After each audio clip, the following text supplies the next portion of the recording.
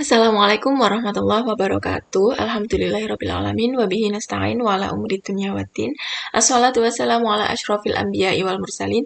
Sayyidina wa maulana Muhammadin wa ala alihi wa ashabihi ajma'in amma ba'du.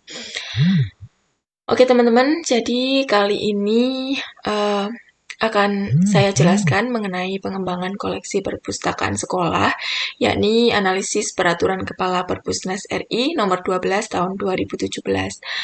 Nah, sebelum kepada pembahasan, kita harus mengetahui mengenai problematika yang terkait dengan perpustakaan yang ada di Indonesia.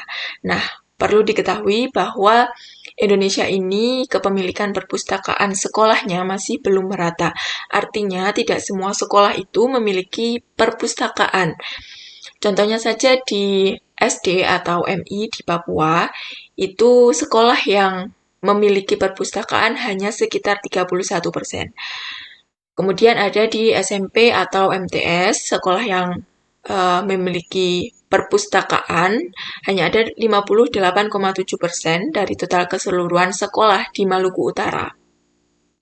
Begitu pula SMA atau MA di Maluku Utara dengan kepemilikan perpustakaan sekolah hanya sekitar 69,2%. Dan untuk SMK atau MAK itu jumlah perpustakaan sekolah yang paling sedikit ada di Provinsi Nusa Tenggara Barat. Nah, ini perlu diperhatikan bahwa ternyata pada realitanya itu perpustakaan sekolah masih belum dapat diterapkan di sebuah satuan pendidikan. Nah, untuk itu saya memilih untuk menganalisis Peraturan Kepala Perpusnas RI nomor 12 tahun 2017 tentang Standar Nasional Perpustakaan SMA atau MA. Kenapa saya mengambil mengenai Standar Nasional Perpustakaan SMA atau MA? Karena SMA atau MA ini merupakan jenjang menengah yang terakhir. Tidak ada jenjang menengah selanjutnya. Tapi setelah SMA itu jika diteruskan maka jenjangnya adalah pendidikan tinggi. Dan jika tidak melanjutkan, jika siswa tersebut tidak melanjutkan, maka dia harus siap kerja dan tentunya harus memiliki wawasan yang luas. Nah, dalam presentasi kali ini, sebelum membahas tentang kebijakan, saya akan memaparkan mengenai pengertian perpustakaan sekolah itu sendiri, kemudian fungsinya, baru kepada kebijakan. Nah, kebijakan di sini akan saya fokuskan kepada pasal 2 poin A. Kemudian di kebijakan tersebut akan dibahas mengenai latar belakang, kemudian dampak dari kebijakan tersebut, implementasinya di lapangan itu seperti apa. Kemudian jika ada problematika, maka yang terakhir adalah solusinya, solusi yang saya tawarkan sebagai penganalisis. Oke, yang pertama mengenai pengertian perpustakaan sekolah. What is school library? Yang pertama, menurut Random House, ini adalah sebuah dictionary. Perpustakaan adalah tempat berupa ruangan atau gedung yang berisi buku atau bahan lain untuk bacaan. Jadi, yang dimaksud perpustakaan ini menuju kepada sebuah tempat yang berisi bahan bacaan. Sedangkan menurut Sulistyo Basuki, yang dimaksud perpustakaan adalah ruangan yang digunakan untuk menyimpan buku atau terbitan lainnya yang biasanya disimpan menurut tata susunan tertentu. Jadi perpustakaan itu ada ketentuan untuk menaruh sebuah bahan bacaan, tidak asal ndeleh gitu. Kemudian selanjutnya adalah definisi menurut Sumarji, di mana perpustakaan ini adalah berisi koleksi yang terdiri dari bahan tertulis maupun grafis lainnya. Artinya, perpustakaan ini tidak hanya berisi tentang buku bacaan, tapi juga meliputi tip, recorder, seperti itu. Tentunya, semua koleksi yang ada di perpustakaan ini agar dapat digunakan untuk keperluan studi, penelitian, dan juga pembacaan. Itu menurut Sumarji. Selanjutnya ada pengertian perpustakaan menurut Darmono. Nah, menurut Darmono ini perpustakaan adalah pusat pembelajaran dan sumber informasi. Karena apa? Karena perpustakaan ini menjadi tempat buku-buku dihimpun. Jadi, buku ini adalah merupakan sumber informasi sehingga perpustakaan adalah pusat pembelajaran dan juga sebagai sumber informasi. Dan hal ini sejalan dengan definisi yang dijelaskan dalam Permendiknas nomor 24 tahun 2007 yang menjelaskan bahwa perpustakaan adalah tempat kegiatan antara siswa dan juga guru dalam memperoleh informasi dari berbagai jenis bahan pustaka, baik itu dengan membaca, kemudian mengamati, mendengar, bahkan juga menjadi tempat pustakawan untuk mengelola perpustakaan tersebut. Selanjutnya ada fungsi perpustakaan. Nah, fungsi perpustakaan di sini ada 4. Yang pertama adalah fungsi edukatif. Nah, fungsi edukatif di sini berarti perpustakaan itu menyediakan koleksi yang menunjang pembelajaran yang biasanya terintegrasi dengan kurikulum. Yang mana koleksi yang terdapat di perpustakaan itu sesuai dengan mata pelajaran yang diajarkan di sekolah tersebut. Kemudian fungsi yang kedua adalah informatif. Nah, ini sifatnya menunjang, bukan non-material. Kalau edukatif nanti lebih kepada buku paket, dan informatif ini penunjangnya. Kemudian ada fungsi rekreatif, di mana terdapat koleksi yang menghibur. Selain itu juga ada sarana-sarana yang dapat menyegarkan pikiran. Dan yang keempat adalah fungsi penelitian.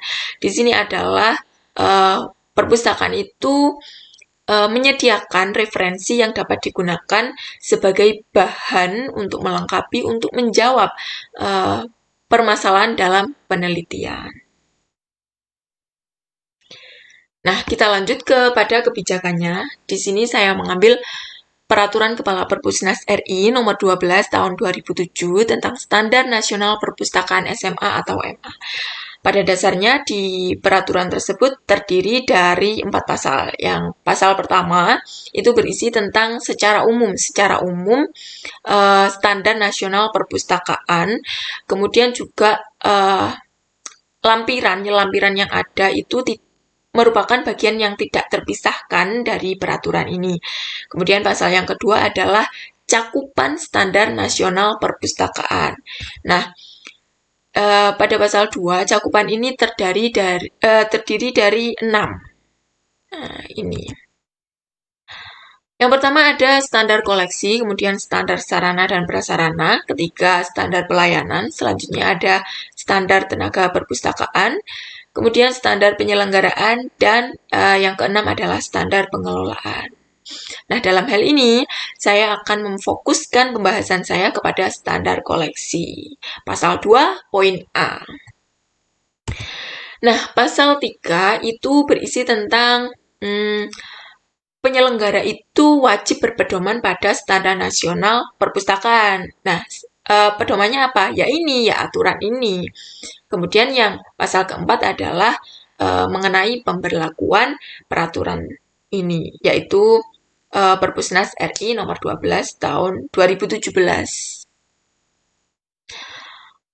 Oke, yang pertama mengenai standar koleksi perpustakaan itu terbagi menjadi 2, yakni jumlah koleksi dan jenis koleksi. Mohon maaf, jenis koleksi dan jumlah koleksi. Yang pertama mengenai jenis koleksi. Jenis koleksi di sini terbagi menjadi 3, yaitu karya cetak, artinya adalah buku yang tercetak, baik itu buku teks, buku penunjang, atau buku apapun, yang jelas itu cetakan.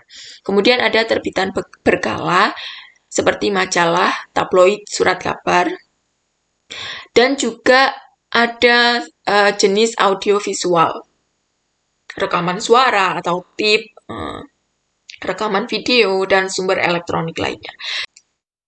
Oke, selanjutnya adalah jumlah koleksi. Nah, jumlah koleksi di sini perpustakaan itu wajib menyediakan koleksi buku teks wajib yang cukup. Artinya, koleksi yang ada dalam perpustakaan itu mampu memenuhi kebutuhan siswanya. Ketika siswanya banyak, maka koleksinya juga harus mencukupi siswa yang banyak tersebut. Kemudian ada aturan mengenai buku pengayaan dengan perbandingan 70% non-fiksi dan 30% fiksi. Nah, dengan ketentuan apabila 3-6 rombongan belajar dalam sebuah sekolah, maka perpustakaan itu harus memiliki 1.000 judul koleksi. Kemudian ketika rombongan belajarnya itu 7-12, maka harus 1.500 judul. Kemudian 13-18 rombongan belajar, maka bukunya harus 2.000 judul. Dan ketika rombongan belajarnya itu berjumlah 19-27, maka buku itu 2.500 judul. Dan perpustakaan juga wajib menambah koleksi buku per tahun dengan ketentuan ketika perpustakaan itu semakin besar, semakin banyak koleksi yang dimilikinya, maka persentase untuk menambah koleksi setiap tahun itu akan semakin sedikit. Dan yang keempat adalah perpustakaan ini wajib melanggan setidaknya minimal 3 judul majalah dan 3 judul surat kabar. Jadi perlu dihati-hati. Kemudian latar belakang kebijakan tersebut. Berbicara mengenai latar belakang itu tidak terlepas dari sejarah munculnya perpustakaan, sejarah diwajibkannya perpustakaan di sebuah sekolah.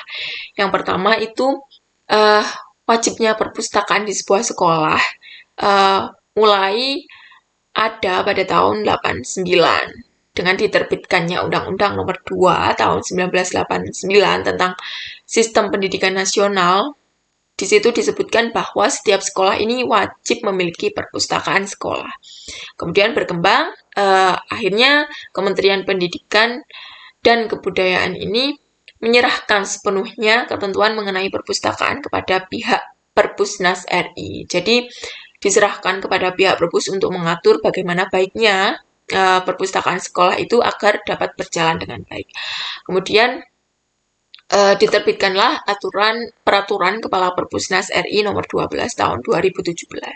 Nah, di situ kenapa terbit peraturan tersebut? Karena pemerintah ini bertujuan agar siswa itu memiliki keterampilan pembelajaran sepanjang hayat dan imajinasi terarah agar memiliki tanggung jawab dan berwawasan luas, baik itu untuk dirinya sendiri, kemudian untuk masyarakat, bangsa, dan juga negara. Yang kedua adalah pengembangan berkelanjutan perpustakaan yang sebelumnya. Kemudian yang ketiga adalah sebagai pedoman untuk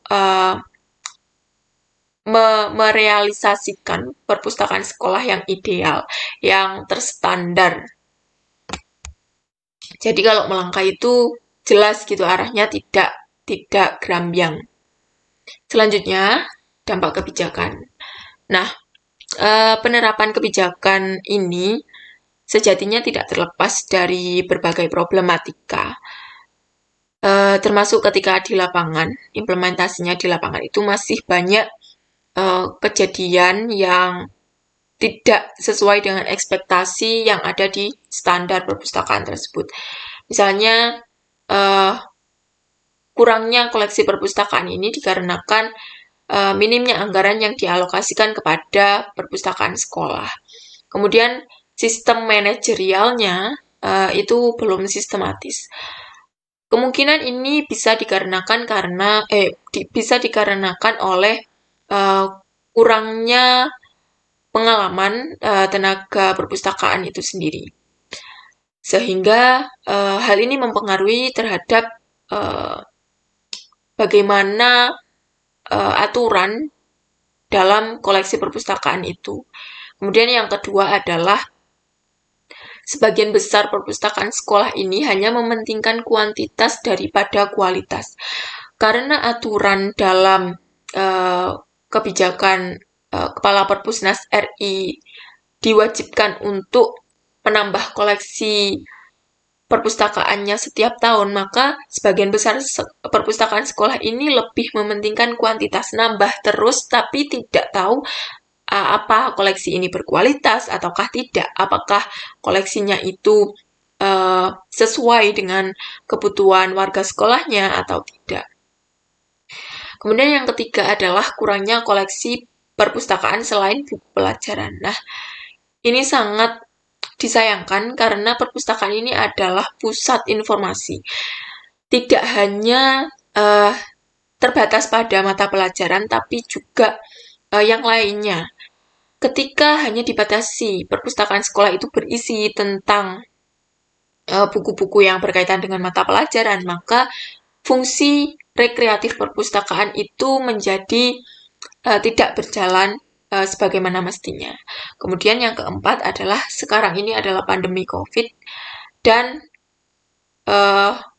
kebijakan-kebijakan yang ada di dalam peraturan Kepala Perpusnas RI itu seolah tidak dapat berjalan efektif, tidak dapat berjalan seefisien mungkin. Bahkan eksistensi perpustakaan itu cenderung ditinggalkan. Selanjutnya, bagaimana solusi untuk itu semua? Nah, yang pertama adalah kita harus melakukan evaluasi koleksi perpustakaan. Artinya, dilakukan evaluasi mana sih koleksi yang dibutuhkan, mana koleksi yang memang tidak dibutuhkan, sehingga perpustakaan sekolah itu tidak menyia-nyiakan alokasi dana yang diberikan. 5% itu dapat dimaksimalkan penggunaannya ketika koleksi tersebut sesuai dengan kebutuhan warga sekolahnya. Dan ini dapat dilakukan berdasarkan misalnya meletakkan kotak saran di perpustakaan. Dan di situ setiap pengunjung dapat memberikan saran bagaimana seharusnya koleksi yang ada di perpustakaan tersebut. Jadi, sesuai dengan kebutuhan. Kemudian yang kedua adalah perbandingan data secara statistik dan integrasi kurikulum. Jadi untuk melakukan itu semua agar koleksi itu tidak sia-sia, koleksi perpustakaannya itu dilakukan perbandingan data. Jadi antara kuantitas dengan kualitas itu bisa berjalan dengan seimbang. Kemudian diintegrasikan dengan kurikulum. Mana koleksi yang dibutuhkan, kemudian mana koleksi yang menunjang, itu dapat dilihat dengan jelas melalui perbandingan data secara statistik dan integrasi kurikulum. Kemudian yang ketiga adalah penambahan ketentuan koleksi internasional. Jadi perpustakaan di sini tidak hanya menyediakan tentang buku-buku teks pelajaran, tapi juga seharusnya kebijakan tersebut menerapkan tentang ketentuan koleksi internasional, apalagi di tingkat SMA atau MA yang akan melanjutkan ke pendidikan tinggi. Dan tidak sedikit dari siswa itu pasti memiliki keinginan untuk melanjutkan pendidikan di luar negeri, sehingga ketentuan koleksi internasional ini dapat menunjang, dapat digunakan sebagai bekal untuknya dalam melanjutkan pendidikan tinggi ketika di luar negeri nanti. Yang keempat adalah penyusunan peraturan sementara sesuai dengan keadaan yang ada pada saat ini, yaitu pandemi COVID. Nah, seharusnya agar eksistensi perpustakaan itu tetap berjalan sebagaimana mestinya, tetap berperan, maka seharusnya Kepala Perpusnas RI ini juga menyusun sebuah kebijakan, sebuah peraturan yang sesuai dengan kondisi yang ada saat ini. Dan itu masih belum ada hingga saat ini. Bahkan kondisi pandemi hampir menyentuh angka setahun. Dan seolah perpustakaan itu sudah tidak terpakai gitu. Dan siswa hanya mengandalkan internet, sumber dari dunia maya. Seperti itu.